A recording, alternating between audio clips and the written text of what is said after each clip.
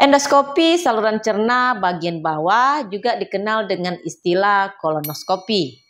Tindakan ini dilakukan agar dokter dapat melihat lapisan mukosa usus besar. Prosedur ini dilakukan sebagai screening pada individu tanpa gejala atau membantu mendiagnosis nyeri perut yang tidak diketahui penyebabnya atau terjadinya perdarahan rektum atau perubahan kebiasaan buang air besar. Mau tahu penjelasan lengkap tentang kolonoskopi? Yuk simak di video berikut ini.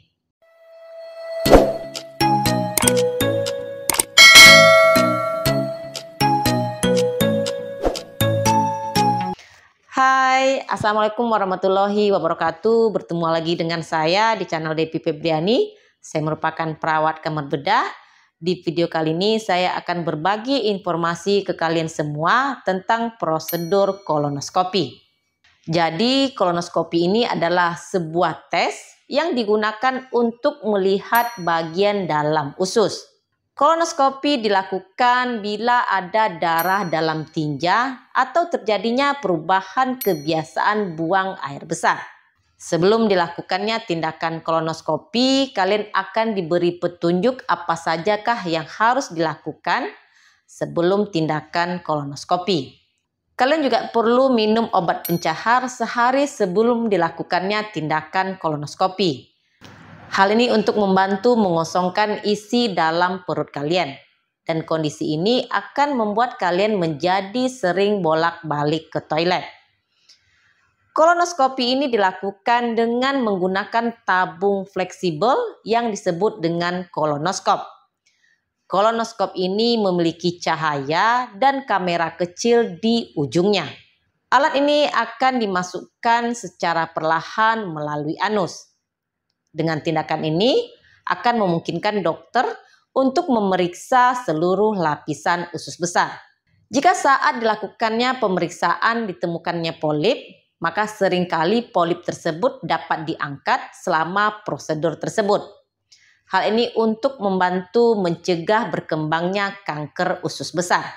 Pemeriksaan ini umumnya memakan waktu sekitar 30 menit dan tentunya akan dilakukan dengan pembiusan. Pembiusan ini akan membantu kalian menjadi rileks dan membuat prosedur menjadi lebih nyaman. Sekarang apa hubungannya polip dengan kanker usus besar? Hal ini dimulai ketika DNA di dalam sel-sel yang melapisi usus besar bermutasi. Perubahan ini dapat menyebabkan sel tumbuh dan membelah menjadi lebih cepat dari yang seharusnya, sehingga membentuk polip kecil. Pada awalnya polip ini biasanya bersifat jinak. Namun seiring berjalannya waktu, jika terjadi mutasi tambahan, sel-sel tersebut dapat mulai berperilaku tidak normal. Dan akhirnya mereka dapat tumbuh tidak terkendali, menembus lapisan usus besar, dan menjadi kanker. Dan transformasi ini dapat memakan waktu hingga 10 tahun. Itulah sebabnya screening kesehatan sangatlah penting. Setelah polip diangkat, jaringan ini akan dikirim ke bagian laboratorium patologi, tempat ia akan diperiksa di bawah mikroskop. Seorang dokter patologi akan menentukan jenis polip untuk menentukan perawatan berikutnya. Karena tidak semua polip itu sama. Misalnya, jika polip jinak dan tidak ditemukannya polip lain, mungkin kalian tidak memerlukan tindakan kolonoskopi lagi selama 10 tahun ke depan. Namun, jika ditemukan perubahan prakanker, dokter mungkin akan menyarankan pemeriksaan ulang untuk kolonoskopinya dalam 3-5 tahun. Dan jika sel kanker terdeteksi, maka akan dilakukan pemeriksaan tambahan untuk menentukan tingkat keparahan penyakit tersebut. Kalian akan menjalani pemeriksaan CT scan. Dan dari serangkaian pemeriksaan kolonoskopi, persiapan usus yang tepat adalah kunci keberhasilannya.